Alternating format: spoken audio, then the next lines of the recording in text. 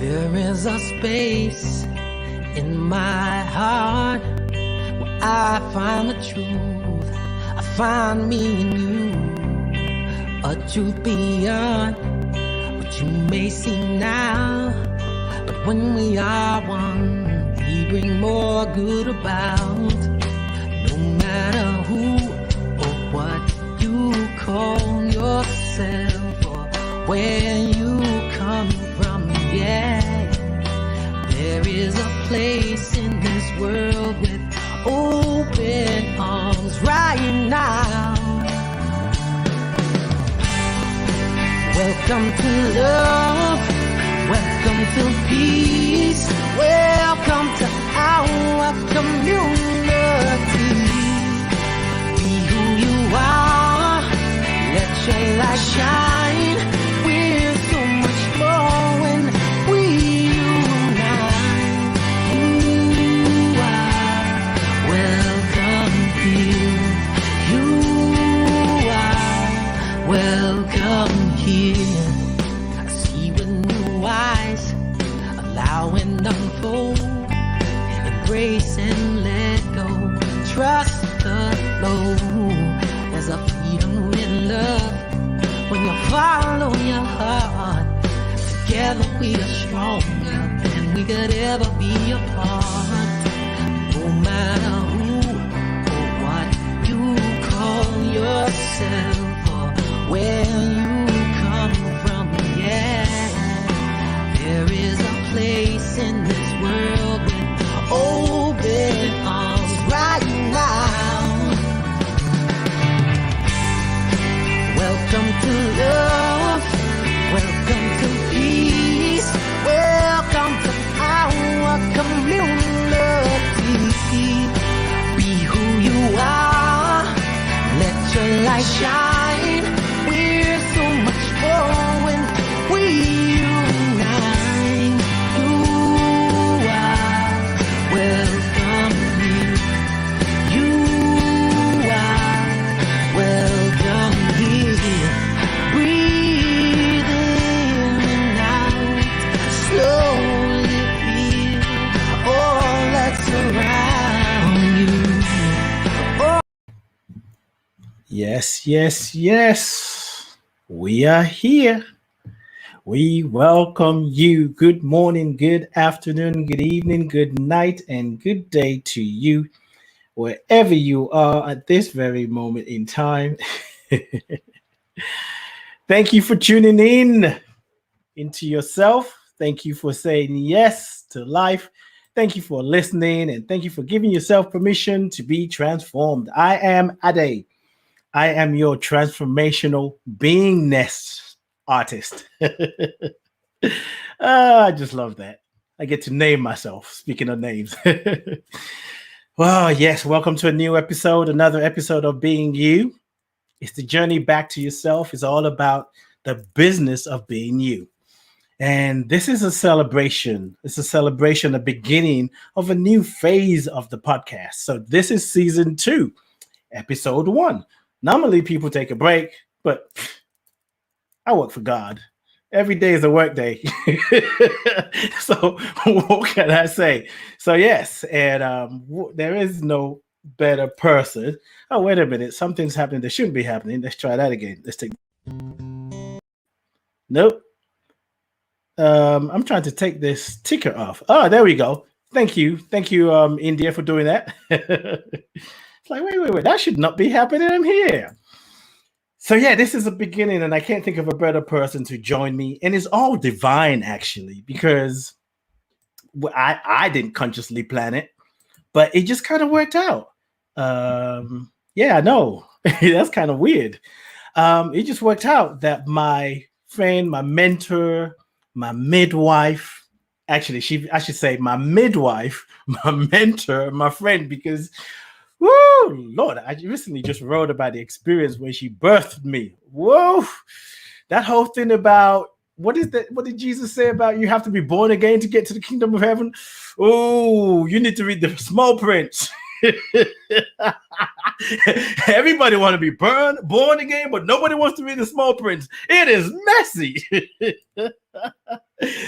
But hey, I'm still here.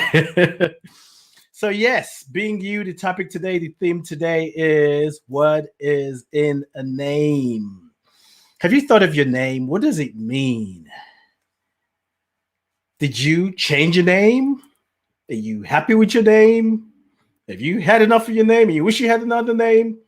Or have you sort of anglicized? Because that would be a good, I think that's a good word. We'll go with that. Like me, I don't say my name the correct way. We get into that. But anyway, maybe you feel some kind of way about your name. And did you know that your name plays a role, a major role in how you show up in the world? It has its own vibration. Anyway, what do I know? I'm just a podcast host. So I called my midwife, my mentor, my friend to come and break it. So to break it down, I'm telling you, brace yourself because Rev D is always, she's going to drop it like it's hot because that's what she does. But let me tell you, I'm going to bring her on, but I want to tell you something real quick about her. And some of you have heard you've heard her. Some of my friends are saying, "Oh, I gotta set my time to be there because I love listening to Rev D," and that speaks for itself. Because Rev D, and I'm going to bring her on while I talk about her. I don't want to talk about her behind her face.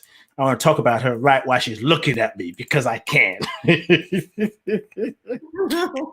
I'm just big and bold like that. I want to talk about you right to your face. Rev D, Reverend Deborah L. Johnson. She has a way of bringing spiritual truth to us, to me, in a way that you just go, oh, that's what they mean. That when I meditate, I connect with my higher self. Psh, I knew that. She just drops it. And you're like, all this time I've been trying to figure out what it means to meditate. I had a conversation with Rev D last week, and it was around forgiveness and opening your heart. And she gave some advice like, you just got to keep your heart open and not judging the judgment. Not judging is a lot of work. I mean, every time I'm like, no. Keep your heart open. So, ladies and gentlemen, boys and girls, psychics and skeptics, physical beings and non-physical beings, help me welcome my midwife, my mentor, my friend, Rev D. Hey, Rev D. Hey there. How you doing? I am good. I am good. Greetings to everyone. Welcome to our show. Yes, people have been looking forward to you being here. I am happy that you're here. And it's a good time. It's a good time. And I love how what is happening, particularly with you and I, in the sense that how it just aligns. You know, we used to have a regular show, and it used to be every first Tuesday of the month. Yeah. And then I was kind of led to kind of step back and reorganize and do some things. And then it turned out that, you know, your schedule worked again. And I think the last time you came that we started this, which was when I got the guidance to start doing my podcasts live, was the first Tuesday of the month. So it's like, Yeah. How are you doing? You know, I'm doing fine. You know, needless to say that this whole time period that we've been in since this global pandemic has like upended everything. So it feels like a whole new world. And interestingly enough, none of the plans that I thought I would be doing now are happening, but so many of the dreams are.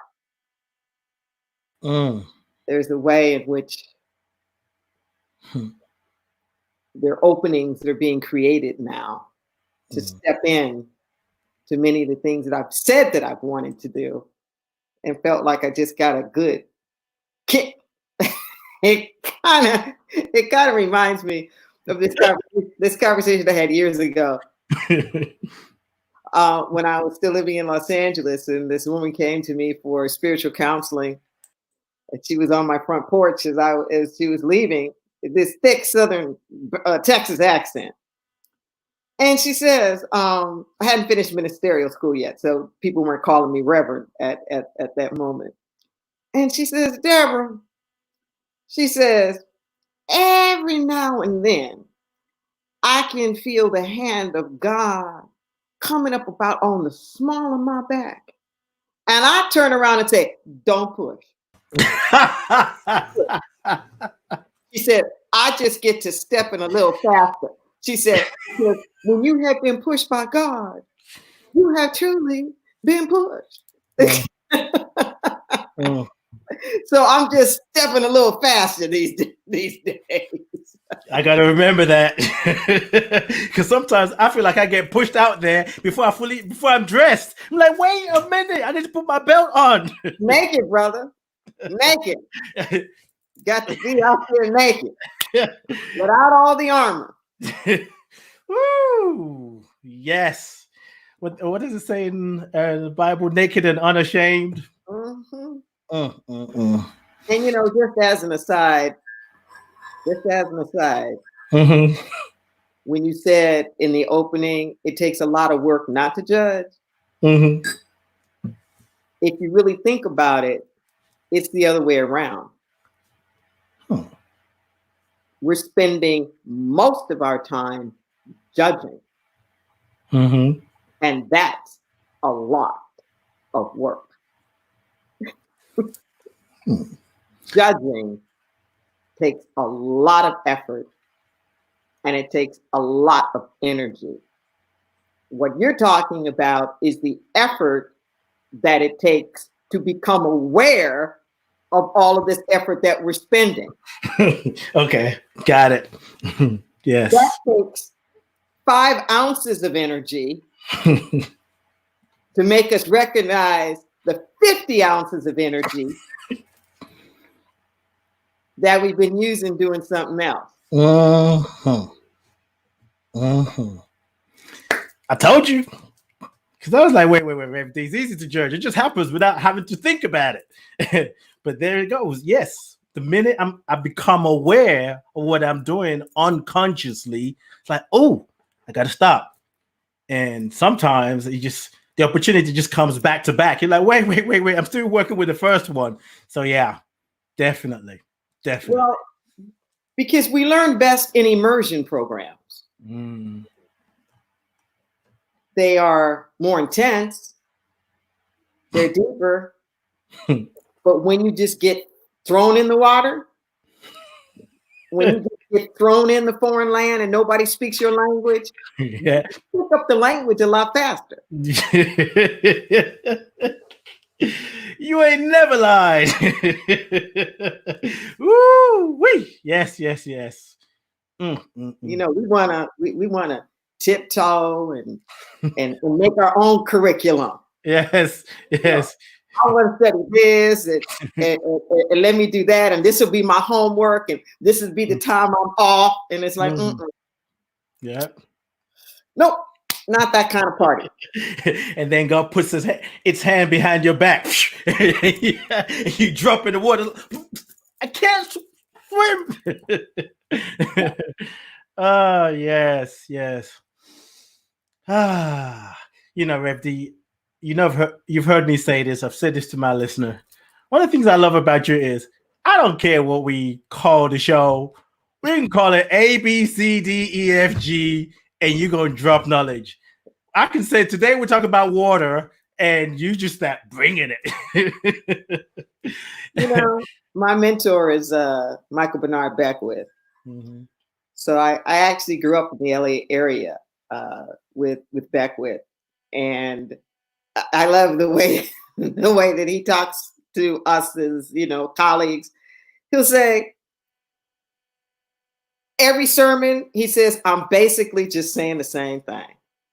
Every sermon, I'm saying the same thing. He says, how many ways can we say God is? Just how many ways can we say that? I so get that. Mm-hmm. I so get that. As you know, I write daily thoughts for Hillside International Truth Center. And so I'm writing for the whole month.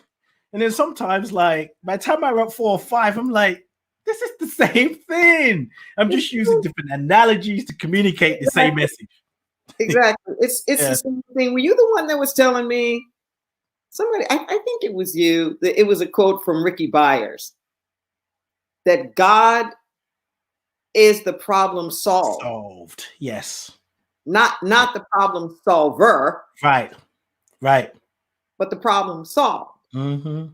You know, and Mm-hmm. and when I talk about God, I'm not talking about just some distant deity. We sometimes say that God is omnipresent, Mm. everywhere present, omniscient, all-knowing, and omnipotent, all-powerful.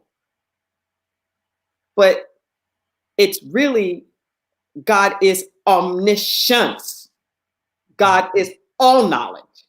Mm. Mm. God is omnipresence, not just omnipresent, but omnipresent, all presence, Mm. all knowledge, all power. And nothing is outside of that. So we tend to think that there's little old us here, Mm. and then there's some big deity out there. Mm. But that big isness is the only thing there is. In God, we are living and moving and having our being, as it says in Scripture. And this debate about whether God's out there or in here, whatever, it's silly. It doesn't make any difference. It's just like air in the lungs. It's like, yes, there's air in our lungs. Why? Because we're walking around in air. It's like, yes, God is within. Why? Because we're walking around in God. So is the air in you or outside of you? E, all of the above, because it's everywhere. And we don't have to try to localize it in Yes. any one particular place. Mm. Now, you know, I'm itching to talk about this name thing. Me too, because I've been doing some research. So let me just acknowledge, speaking of names, I want to, those of you who, maybe one or two of you, probably nobody, but if you forgot, yeah, that's it. If you forgot Rev D's website address, it is Deborah with an H. That's important. Speaking of name, DeborahLJohnson.org. Check out her website. She is truly, as you can tell, you're watching it or you're listening to the show, she's powerful. I just want to acknowledge those of you in the chat room. Linda, Grace is in the house. Nice to see you. She said, I will need to. Oh, you're going to jump out of your seat before 11. Okay. Wherever you are, God is, so all is well. Quali's here. Nice to see you, Quali. She sends a love, Rev D. Who else is there? India's here helping me behind the scenes. Gina is in the house. Nice to see you, Gina. April is here. My soulful sister, grateful goddess. And Susie, nice to see you, Susie. You said we've met before. Let's see. But you're sure about that, so I say yes. So Rev D's website address once again is Deborah with an H, LJohnson.org. So Rev D, you know the conversation, the topic is what is in the name? Yes. What's in the name? And I'll just stop there for a minute. I have some other questions. I don't want to use up my questions because you're going to knock them out anyway. So let me save if I can. What's in a name? Yeah. You hear me say all the time that your experience in life is not the circumstances or the conditions. Your experience isn't what happens to you. It's how you name it. It's how you name. How do you refer to it? How do you describe it? How do you categorize it? How do you classify it? What interpretation are you giving it? What narration are you giving it? That it becomes your experience. You can have 4 3-year-olds run through this room right now. And that's just a fact. Is it a disruption? Is it something that makes you giggle? and laugh at their joy? Is it something that makes you annoyed and you're trying to figure out like where their parents and how is this, happening? Are you mad at the kids because they're disrespecting you and their space?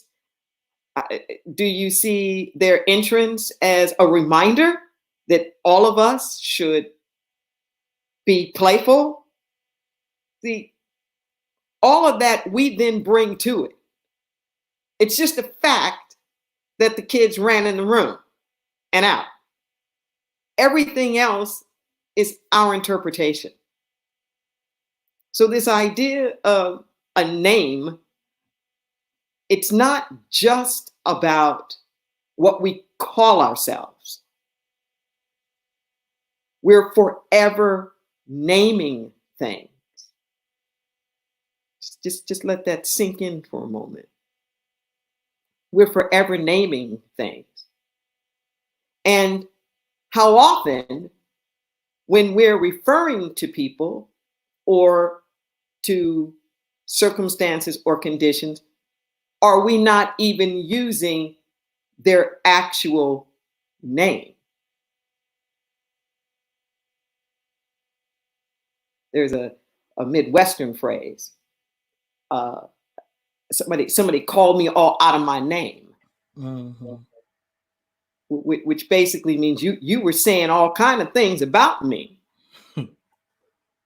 that weren't my name.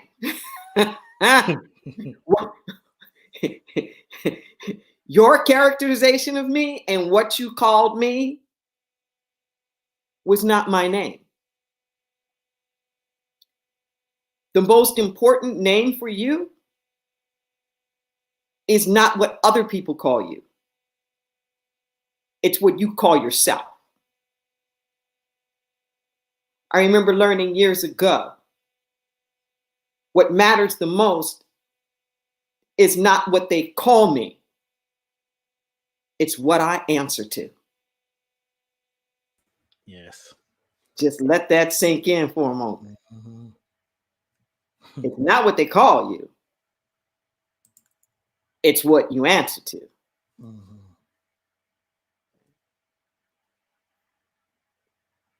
So in scripture, your name always represented your character. And this is true of many, many indigenous cultures, mm-hmm. where your name represented something about you, something about your character. And a change of name indicated that there was something else that happened to you. At the beginning of the show, when Ade was joking about me midwifing him, and read, that's a great line, read the small print about being born again. Ooh, wait. Well, just like with the spring and the seasons, mm-hmm. in order to be born again, you have to go through the cycles of life. Mm-hmm. So you got to die to what you have been in order to be born into whatever it is that's next. And those names and those change of names represent something for us. There's a song, I told Jesus that it'd be all right if he changed my name. Woo! When I was first surrendering to ministry, I used to sing that song all the time. This mournful song about how I told Jesus it'd be all right if he changed my name. And it said, but nobody will know you. Your father won't know you and your mother won't know you. And all these people won't know you if you change your name. It's like, but I told Jesus it'll be all right. It'll be all right. He changed my name.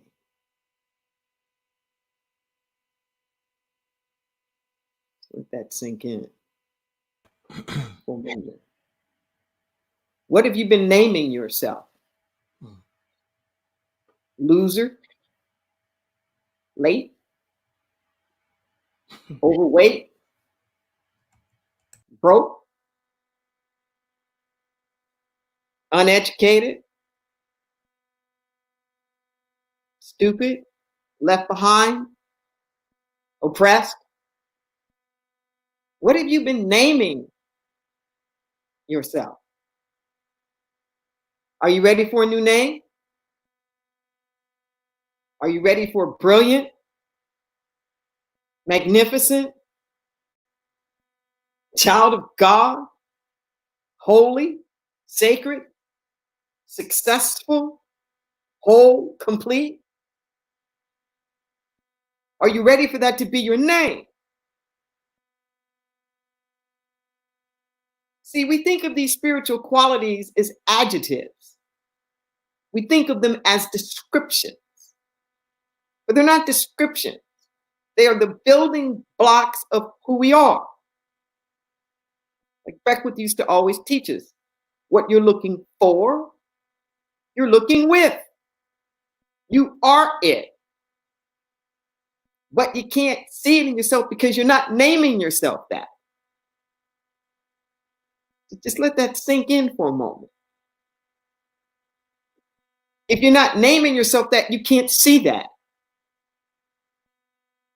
So if you see some kids in the inner city and you're not naming them smart, you can't see them as smart. If you're having trouble with a significant other and you can't see them as caring, you're not calling them that, you're not referring, then you can't see the caring they're giving you.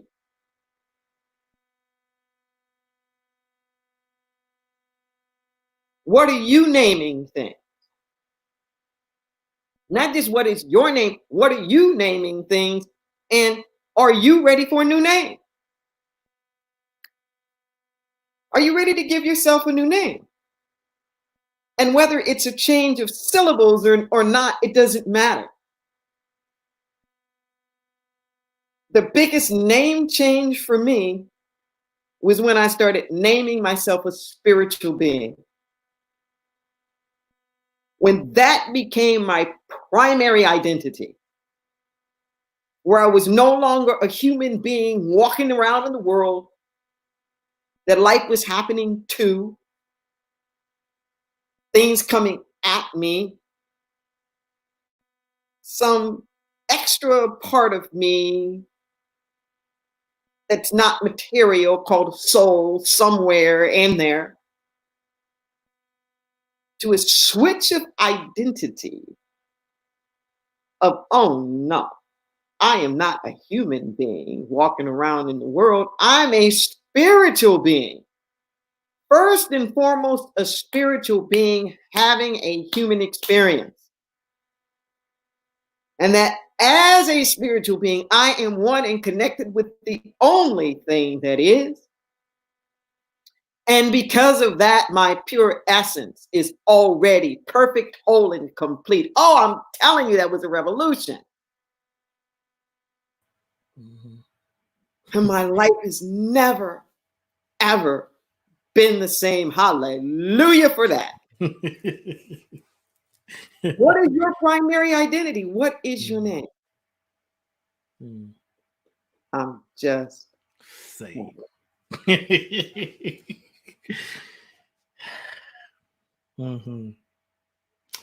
Yes. There's a letter in my in the second volume of my Letters from the Infinite series called My Name is Safe in Your Mouth. It's one of those downloads. I get these spirit message downloads. And this letter was actually a spinoff of this email thing I saw years ago, where it was an interview of 4-year-olds, and it was asking them, what is love? And the one that really caught my eye was a little boy named Billy. And this is how he described love. He said, you know they love you by the way they say your name. I know my name is safe in their mouth. I know my name is safe in their mouth. And this letter goes on and asks these questions.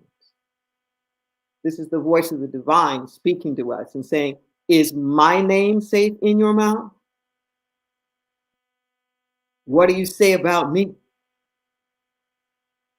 Is your own name safe in your mouth?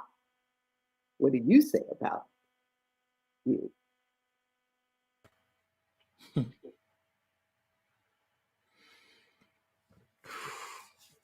That stirred a lot in me. When I read that letter, I love it.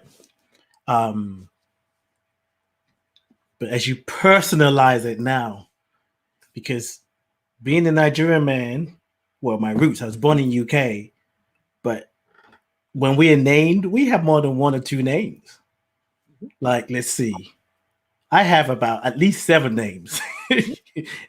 And there's 3 names in my on my birth certificate. And only one is the one that I use. And the other 2, I asked my dad, why did he name me that? He's like, oh no. What do you mean you don't know? The other one I don't mind, but there's the 3rd one that's like, nope, nobody's going to hear that out of my mouth because it's not safe in my mouth. So I'm not saying it. But so let's talk about your name or names. And one thing I've often thought of is the fact that you use your middle name, the initial L. And not everybody does that. So tell us the meaning of your names and why you, I don't know why I want to say insist, but that's the word that's coming up. Why you use your middle name, well, the initial. I've met 9 Deborah Johnsons.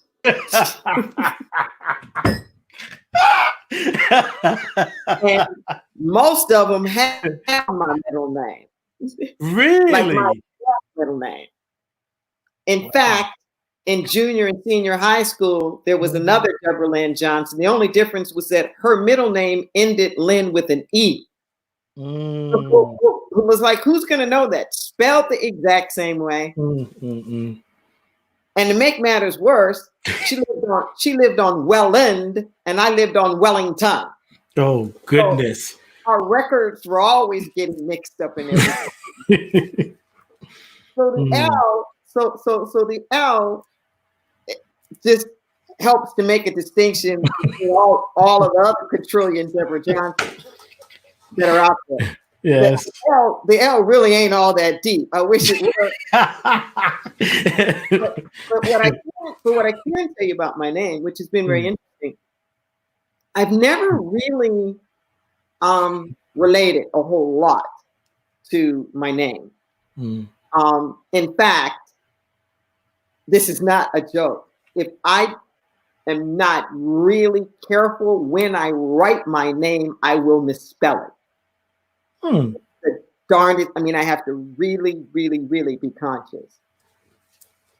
It's a biblical name. It's a Hebrew name. But what I do resonate is with the Hebrew name.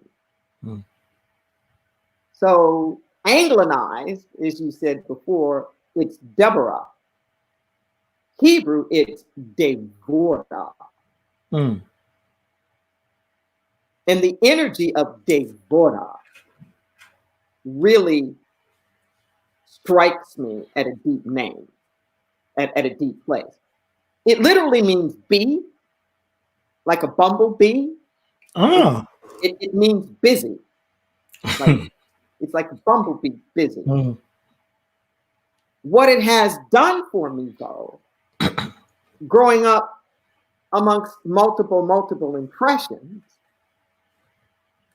oppressions, excuse me, is that biblical character, Deborah, was a prophet. She was a judge. She was a general. She was a bad. She was all that. You wear your name well. And some chips. And her general was Barack. Her captain was Barack. She was the general. Yeah. It just reminded me, growing up in a denomination that still will not ordain women, that, the Bible this and the Bible that, well, I don't know what Bible you're looking at, because the devil in my Bible, she was running things. She was running things. And that's why I'm running things right now. Yeah. Yes. But what I would like to speak about, if it's okay, is to flip it about a name in the collective. One of the things I've specialized in my career is cultural diversity.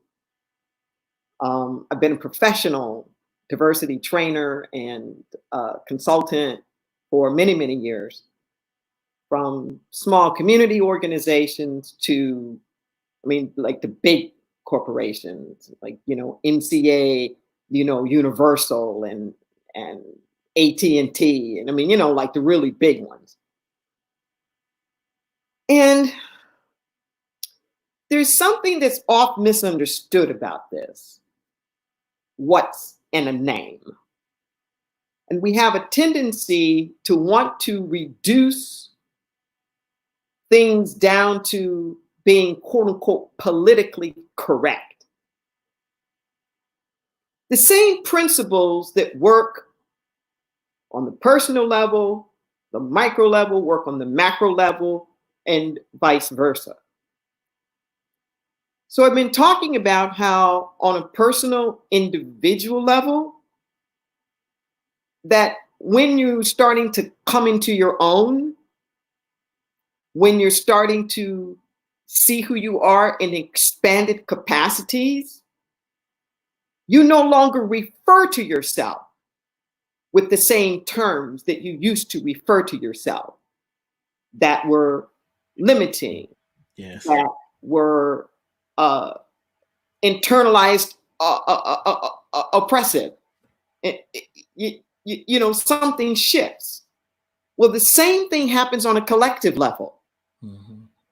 That as marginalized populations start to come into their own, one of the first things that they do is rename themselves. They rename themselves. It is an act of empowerment.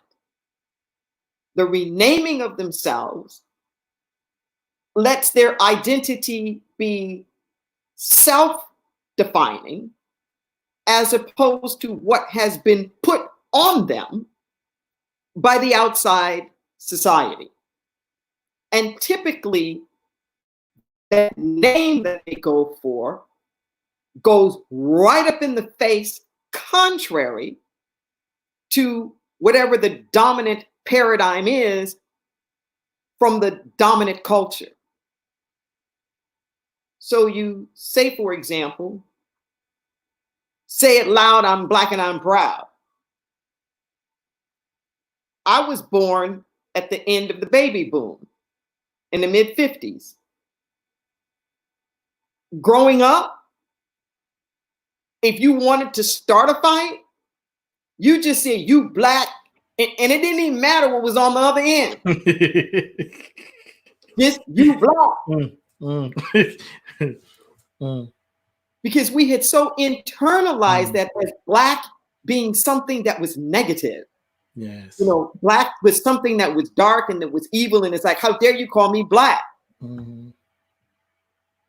But to take the sting off of that and to come back into the power of it, it's like, oh yes, I am Black. That's what I am.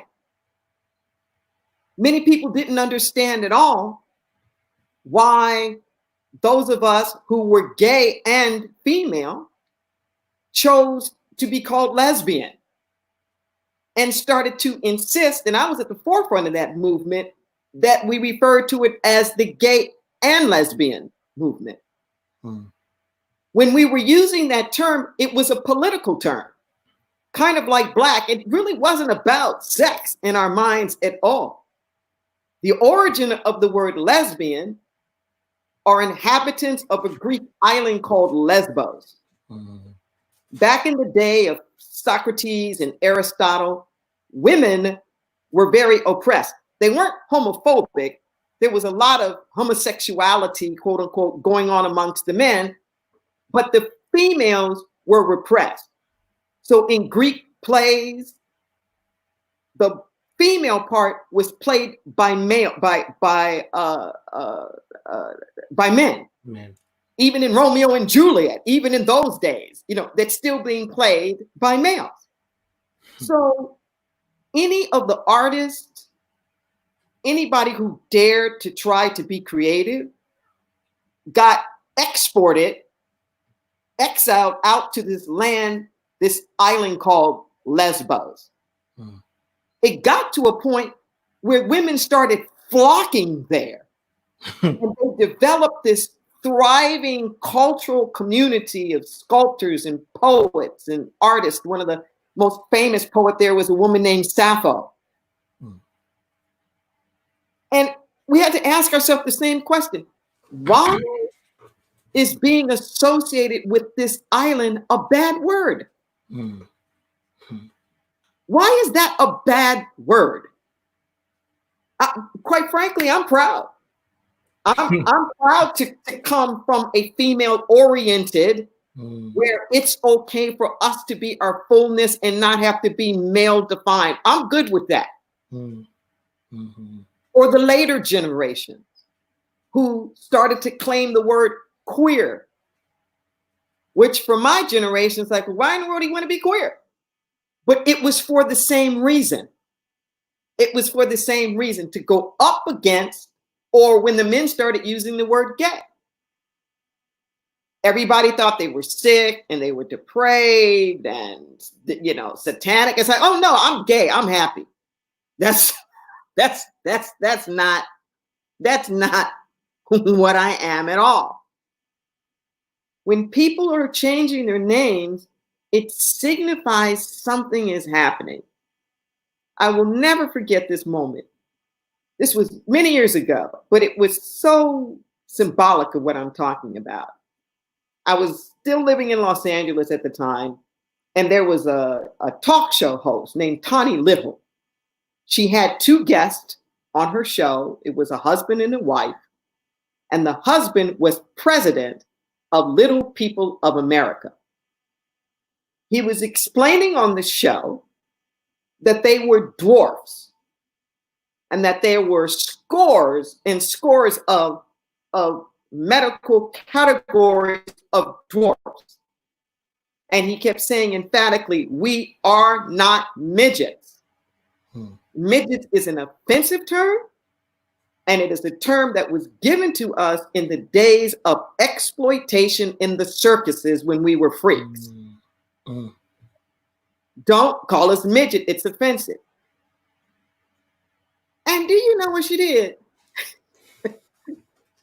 She looked at him and said, you told me that yesterday when we were like in the sound check rehearsal.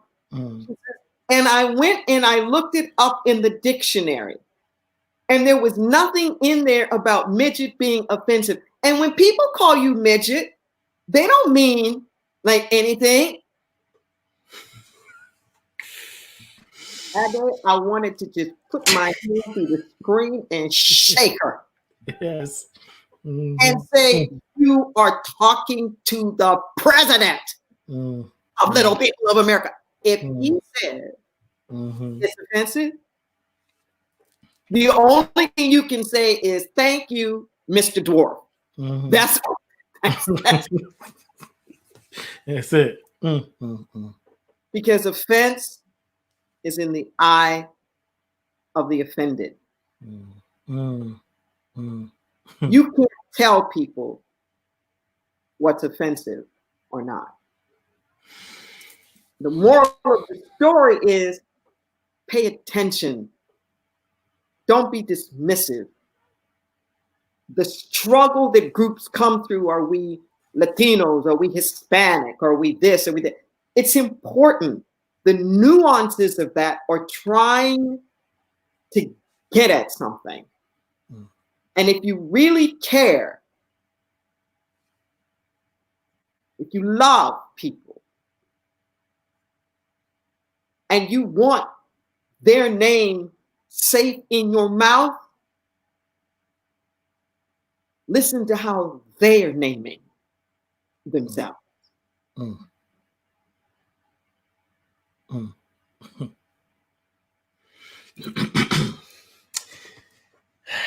MD, you taking me to a place I'm gonna go. I feel it. I have to ask. If I never asked you, I'll be mad at myself. I'll maybe calling myself a different name. Okay, so this thing about how people, the name that people call themselves. And as you were talking about gay and lesbian, you probably know where I'm going with this. So there is a way how white people addressed black people many years ago, the N-word. Young people of today are saying we're reclaiming it, spelling it differently, N-I-G-G-A. And then you also get white people saying, why can you say nigger and we can't say it? Can you just speak in that? Yeah. What winds up happening is that there are terms of endearment that cultures will often use with each other, where they are poking fun at each other, and oftentimes are even using the most offensive terms to describe each other. And it's laughing and it's joking and all of the rest of that. And there are typically some boundaries around that, which is that the people within that culture have the liberty to, quote unquote, go there to call each other that, but you don't have that liberty to do that if you are outside of that group, because coming from someone outside of that group, it's usually meant as a put down. The problem that we have here around the quote unquote N-word is that we are exporting it. We're putting it in the cultural vernacular, particularly within the music that we know is going to be sung and repeated. And once you copyright something out there, copyright and like put it out there for public consumption, there's no way that you can control who says it or who doesn't say it. And one of the highest compliments to an artist is to have people singing their songs. Yes. Knowing all the lyrics. Yes. Singing it along with you. So it confuses the bejesus out of people when, they're singing along with everybody else. And somebody wants to slap them. They don't get it. And all I know is you really can't have it both ways. You can't have it both ways. If you don't want people calling you that, then don't feed it to them on a silver plate for them to digest it and regurgitate it back to you.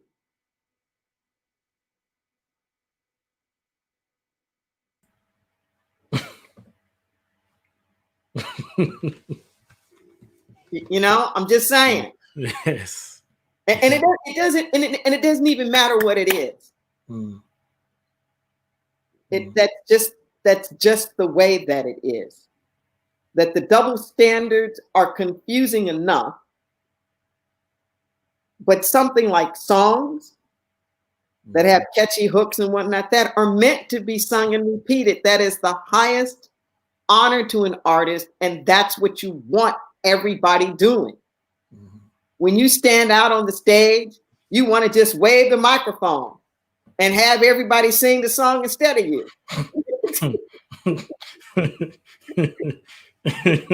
You know? Yeah. And you can't have the black people looking at the white person next to them. You better skip that. Like, I was just having fun, man. you better sing every other note. And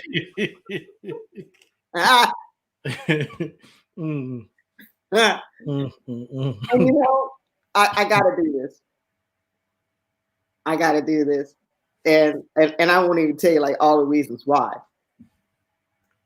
But I also have a spiritual name that was given to me the day after I graduated from ministerial school, which would have been June 3rd, 1996. Mm.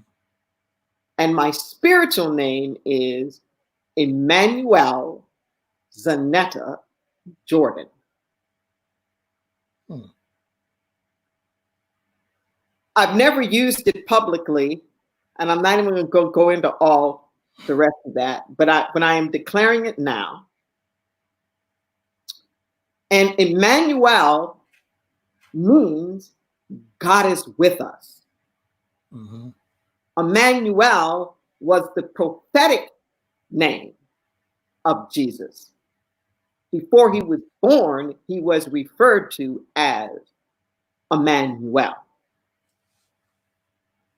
When he was born, we call him Jesus, but his name was Yeshua. Mm-hmm. Yeshua, which would be Joshua, which means the living one saves.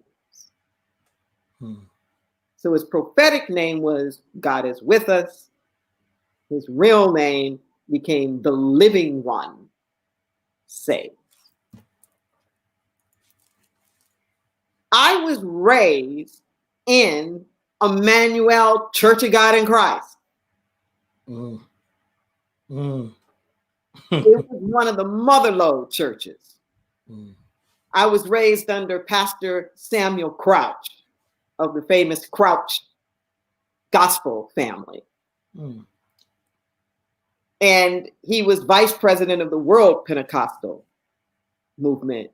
We had a separate theater that we bought where we would hold all the conventions and the convocation. The way that I was taught it was God was with us.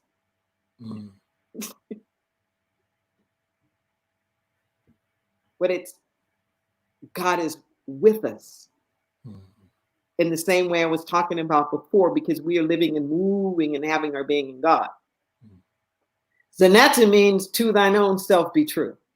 Wow. To thine own self be true. And Jordan is about the cleansing, the crossing over, the purifying, the bringing the highest heaven to right here on earth. So it's a really powerful name that I was given. And let me just say this one other thing about names. That in the English Bible, we have reduced all of the names of God to one. From the German root word Gott, which we have turned into God. But in scripture, there were many names for God. And these different names for God talked about the different characters and the different aspects of God. So that creative God in the beginning, that created is the Elohim, which is a combination of the El and Eloah, so that it's a combination of a masculine feminine. It's pure intelligence. And then there's Jehovah, which is a covenant name. It's a relational God. Like when you call your maternal parent mom, it signifies something. It's like, yes, she's got a legal name, but when you call her mom, yes, that connotes a certain relationship that you have with each other. There were a lot of names, Yahweh. There were like all these different names of God. And I think we miss it. That's part of what I like about metaphysics and more of the universal, new thought approach that I have now, is that we describe it in a lot of different ways. Unconditional love, infinite wisdom, pure compassion. That these things, I think, help us open it up. Other traditions will do that. How many statues of the Buddha are there to talk about the different ways in which we can connect and be like the divine? Buddha is not a god, but it shows the different aspects. Or, Hinduism with Vishnu and Shiva, and like all these different ways of looking at it. And I think that rounds out our experience. And I'm sure that's why the Catholics, for example, pray to a lot of different saints. This one's the saint of compassion. This one's the saint of prosperity. This one's the saint of this or that. They're invoking through that saint's name, yes, the vibratory field of that spiritual quality that they're trying to ignite in themselves to see manifested more in their world.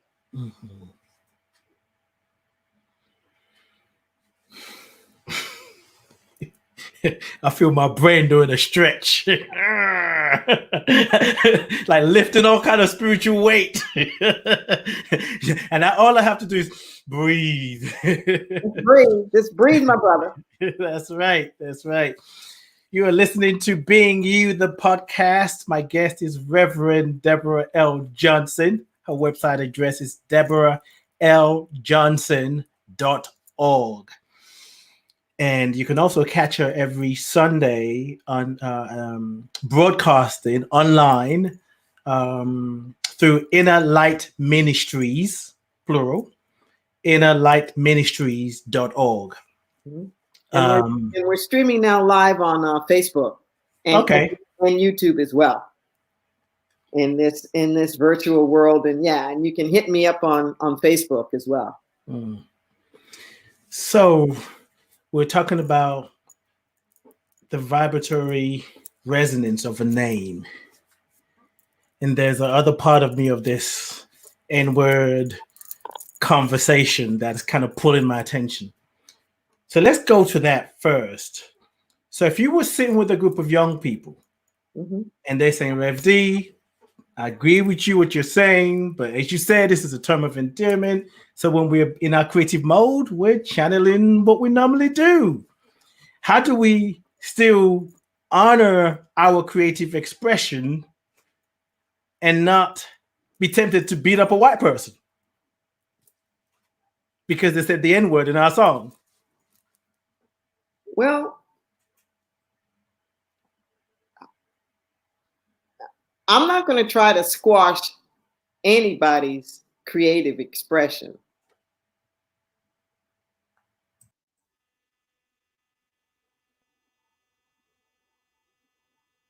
And there's such a thing as responsibility, where you have to assume responsibility for what it is that you put out. Because we live in an exact universe, and what you put out comes back to you. So if there's anything you don't want coming back to you,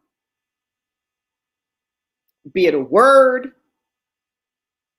be it a a, a habit or spiritual practice or an object or thing, if you don't want that coming back to you, don't throw it out.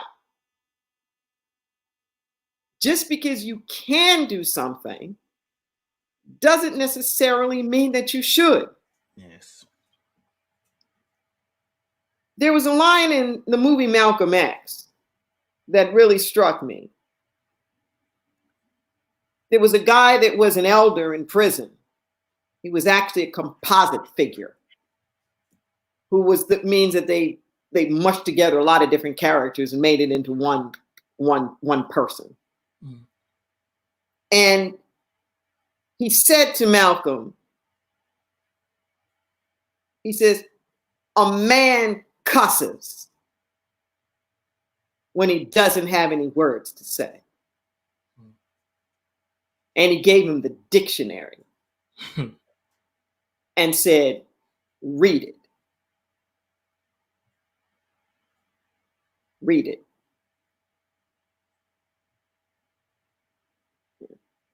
So there's a way sometimes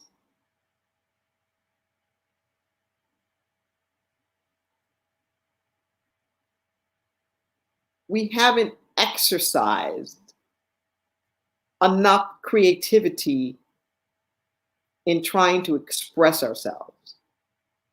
Mm-hmm. You know, there's a new program I see advertised a lot, software called Grammarly, mm-hmm.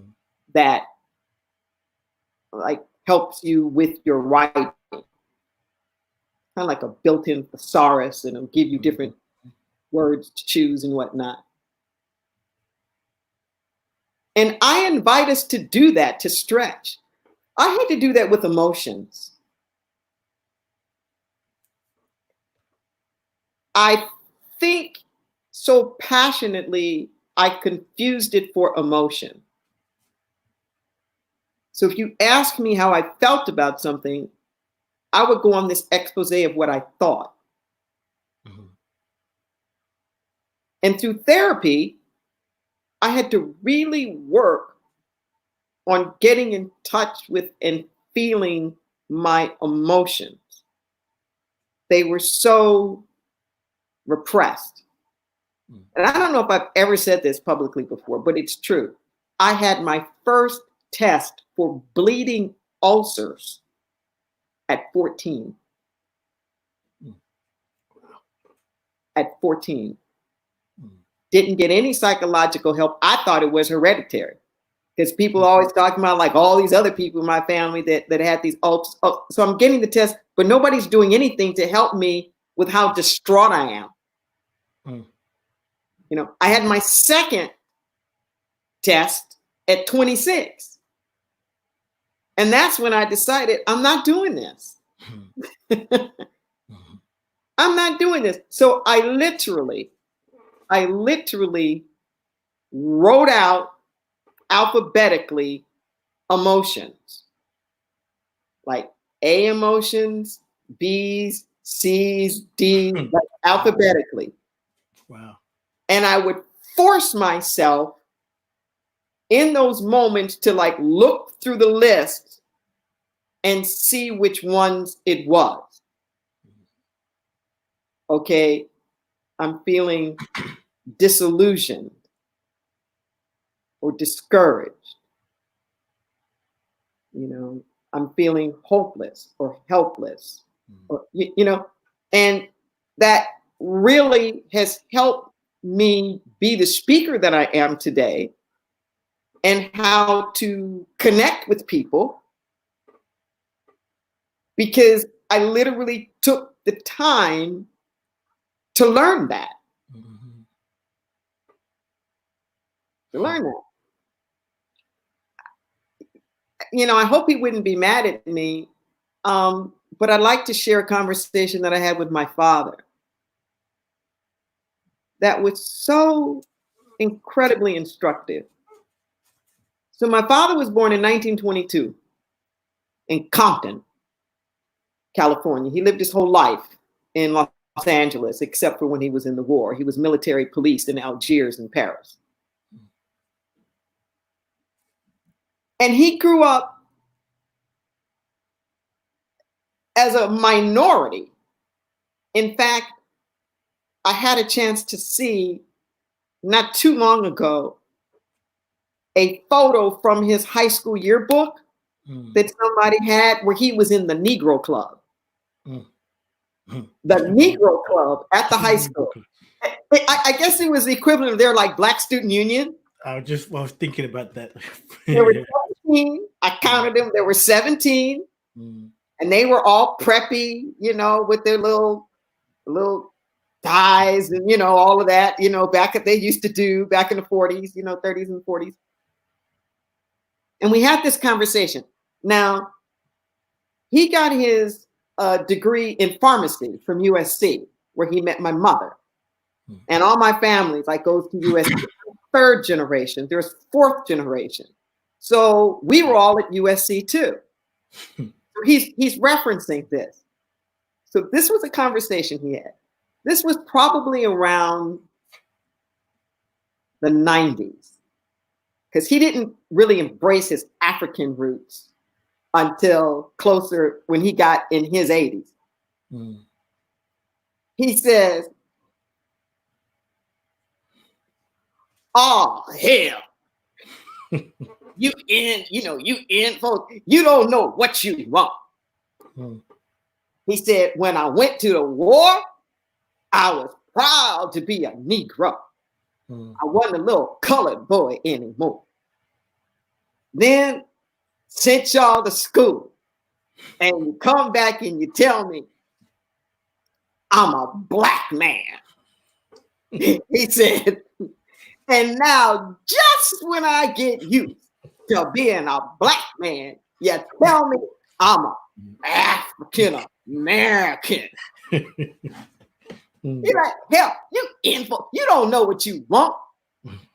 I'm going back to being a Negro. At least then I knew who I was."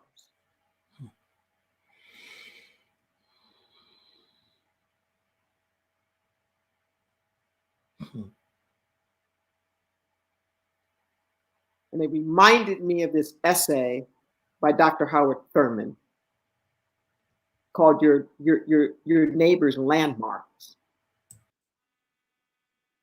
where he cautions, think twice before you move your neighbor's landmarks.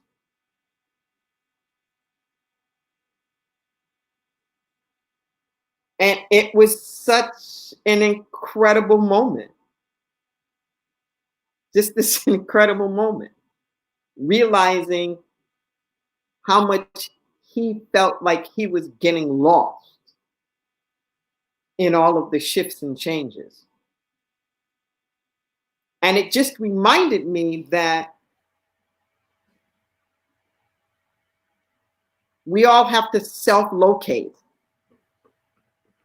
When I say be aware, I'm saying be aware. But for your own naming and your own personal identity, you got to find what works for you and nurture that. But just ask yourself, is it life affirming? Does it make you feel closer to the divine? Does it bring you comfort and empowerment? Does it give you a sense of pride? And if you're not saying yes to any of those, you need to come up with something else. People say, well, I don't want to deny my roots. I don't want to deny my heritage. I'm not asking you to do all that. I'm not asking you to do all that. Just what do you keep alive in your soul? What are you answering to? Because I'm going to tell you now, as a diversity trainer, the way oppression works is you get people to oppress themselves. Yes. That's the way that it works. Mm-hmm. You get them to reinforce it so much that they stop believing in their worth. They stop believing in who they are. They kill each other for you. They repress each other for you. Mm-hmm. You don't even have to worry about them taking over or the goods being distributed, because they're so convinced they're not going to have any of it. They're not going to show up for it. Mm-hmm. Which is why I use the phrase sometimes, we've got to decolonize our minds. Yes. Malcolm X says, we've been bamboozled. Mm-hmm. We've been bamboozled. There's this pivot moment in the Garden of Eden story. We were talking about it before, about this, when you were saying naked, that we just got to show up naked. So the commandment was, you can have anything you want to in this garden, but don't eat off of this specific tree. Not because I'm going to do something to you, but because there is a natural consequence of it. We're not punished for our mistakes, we're punished by them. And this particular tree was the tree of the knowledge of good and evil. This is not cognitive awareness, it is experiential. It's the same word know that's used for sexual intercourse. And he knew her in a biblical way. That this kind of familiarity procreates itself. And he was saying, you can do anything you want to in this garden, but don't ingest, don't take this in. This fruit of duality, where you're getting your sense of what's right and what's wrong from the experiential outer world, the world of appearances. Don't do that. That tree is standing right next to the tree of life, these two trees. And we are forever before these two trees. Like, don't eat that one. Because if you eat that, you're going to die to being in the garden. It's going to change the way you look at things. So they eat of the fruit. And then they hide. They hide. And in the story, it says that God's looking for them in the garden and calls out. And they say that they're hiding. And he says, why? It says, because we're ashamed. Why? Because we're naked. And there's this beautiful line at that point where it says, the voice of God says, who told you that? Who told you that? And that word told in Hebrew would be similar to what we have in English, which means information came to you from some external source, such that you now have knowledge and information that you could never have arrived of on your own. I was told that.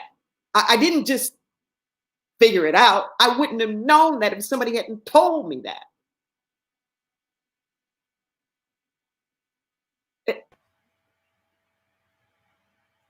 And when we're berating ourselves and we think we're not good enough, who told you that? Who told you that? Because it couldn't have possibly come from within. And then we collude with it. We collude with it. Where we're telling ourselves that.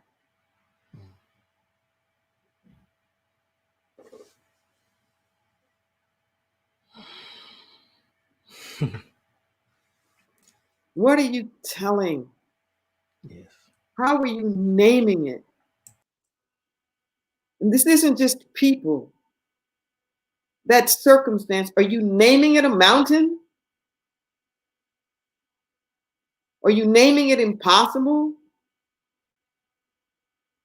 Are you naming this person against you? Are you naming them the enemy?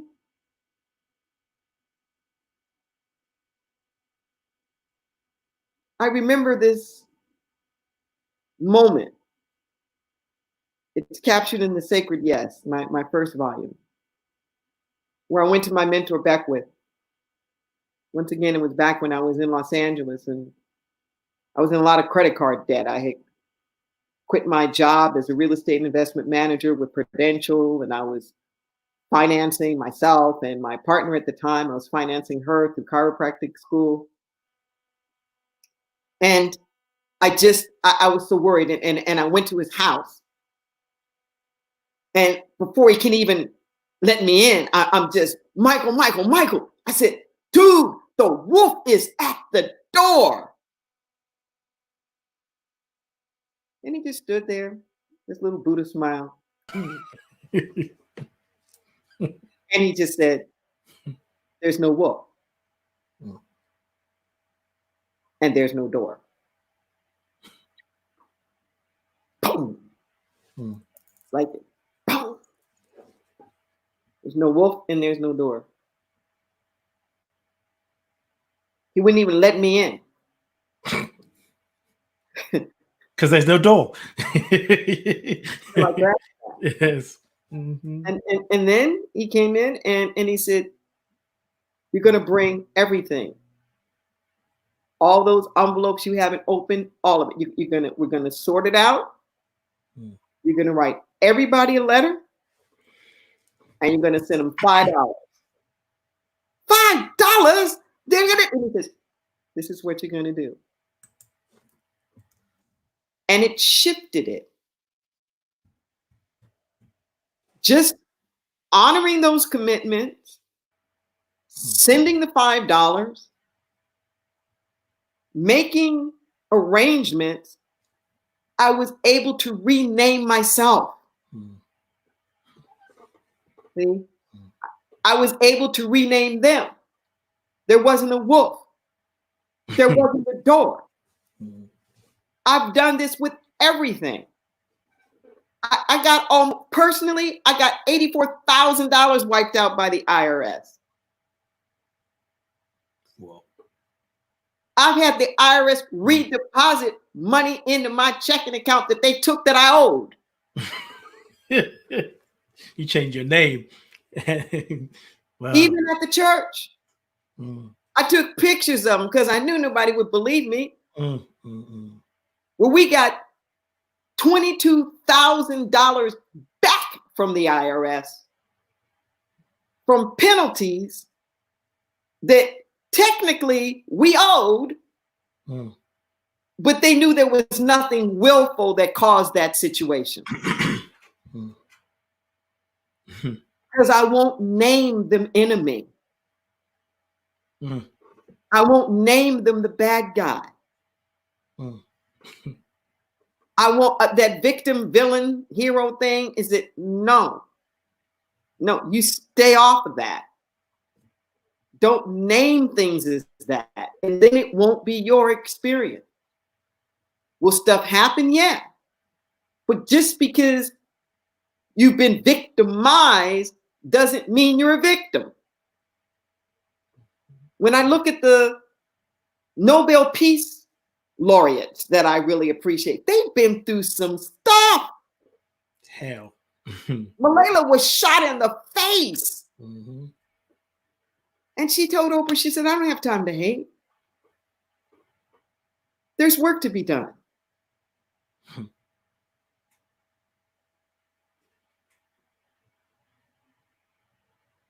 Know who you are. Know who you are. And name yourself something that can help remind you of that. The people you're having problems with, rename them in your mind.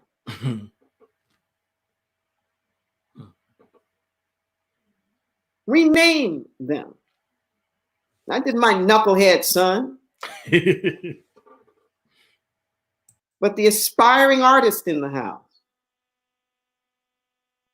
Rename them. and watch your experience change.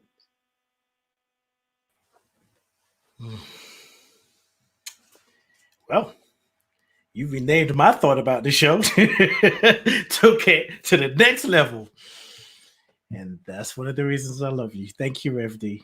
Thank you so much. I don't even know if I have anything to summarize it because you said it all. You have some event coming up, right? You doing something called Shelter in Faith coming up tomorrow? Is that correct? I actually did the Shelter in Faith yesterday. Okay. However, coming up tomorrow, I am doing a repeat now of a workshop that I did last month online. It's called Spiritual Sustainability. The one that you were in, actually. Yes. Where we look at how we name things. We look at storytelling and the role that storytelling has and how it helps to shape our reality. We go over a couple of ancient scriptural parables and see how the wisdom of those stories is so applicable to our lives today within the context of very current events. So we're able to tap into something that's transcendent. It goes on for 2 Wednesdays. It's March the 6th and March the 13th, 2020. It's from 10 to 11:30 a.m. Pacific Daylight Time. To register for that, it's very easy. You just go to paypal.me/Rev Deborah L. Johnson. Just my name. paypal.me/Rev Deborah L. Johnson. And if you check out my Facebook pages or anything, those links will be there for you. We'll send you the materials. It's going to be via Zoom. We'll send you the link. We will record it. So you'll get the recording as well. And if for some reason you're not able to participate live and you still want to register for the class, you can do so and you'll get all the materials afterwards. Yeah, and I was in that class and you think this is deep. It's the next level. Like lowriders, you just go even deeper. Like, I've never seen life through this perspective. I've been afraid to come this deep. But Rev D is like, no, it's all part of the process. All part of the process, my brother. Someone just said you said March, so that's not March, that's May. Oh, I'm sorry. Excuse me. I got my M's mixed up. Yes, it's May. Yes. Sorry, tomorrow, May 6th, May 13th, 2020, 10 a.m. Pacific Daylight Time. Thank you for that correction. Woo! I know, right? People start registering for next year. It's like, wow, she promoted quite early. We probably need it then. No, you need it now. I'll have some good stuff for you by then. Because I'm like a lot of people, I'm reformatting a lot of my things to be able to be taken virtually. And I have a lot of material. Yes, you do. The sacred yes. This is not worn. Well, it is worn. It just lets you know how much I use it.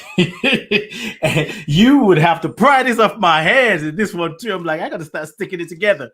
Your deepest intent. This is volume 2. And this is volume 1. If you really want to, oh no, wait a minute. Look, I'm trying to do this. The sacred, you know what? Okay, here we go. Yeah. If you really want to integrate and embody spiritual truth, get one of these. Get both, but at least get one of them. And man, some of those words and letters will jump at you and like, wait a minute, is God in my head in the same room with me? And you keep reading, you be like, yep. Yeah, yes, definitely. Yes. Indeed. Definitely read it out loud. And the publisher chose that cover. So it's like script.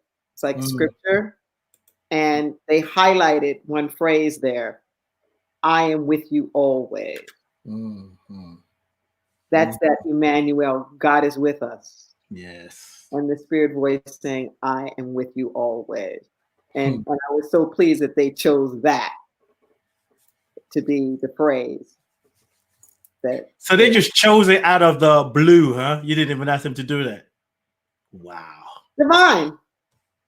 It's all, we all connect somehow. And that's my dream for those works, is that you listen to what I'm listening to. Speak them out loud, because they literally are conversations that I transcribe. So it comes verbally first. So you say it out loud, you get the resonance. And you'll get signs. Just pay attention. Spirit speaks to us in everything: the birds, the clouds, a sign. I remember passing and it said, "Help wanted, inquire within." And I knew it was my message. It was on outside of a restaurant. The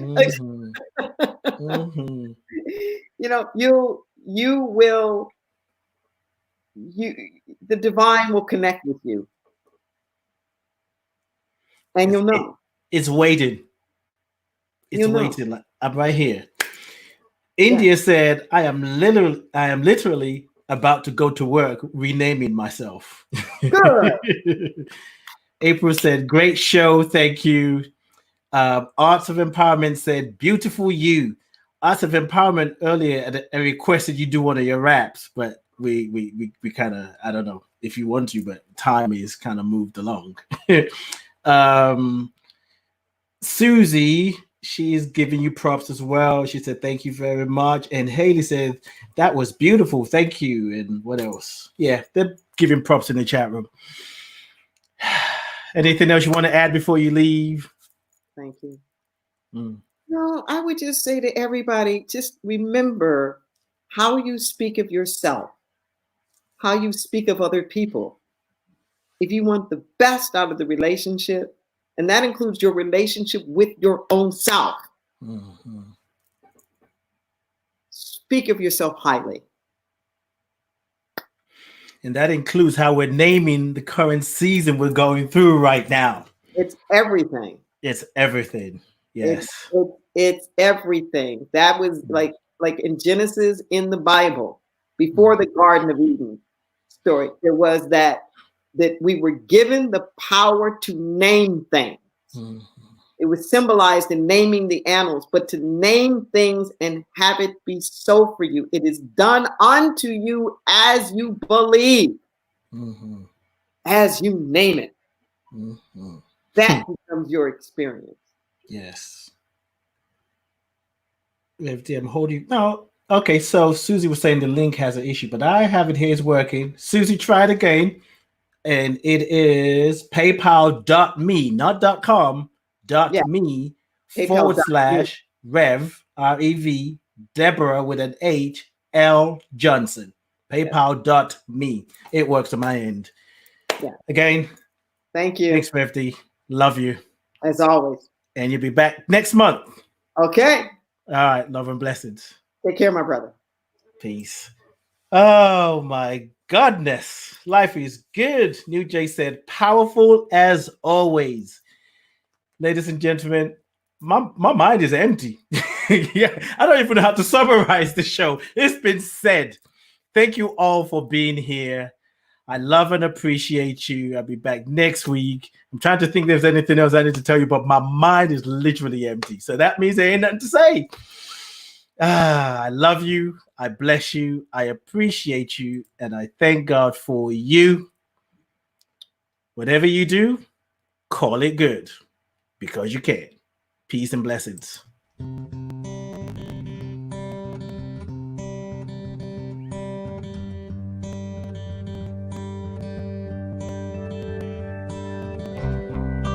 There is a space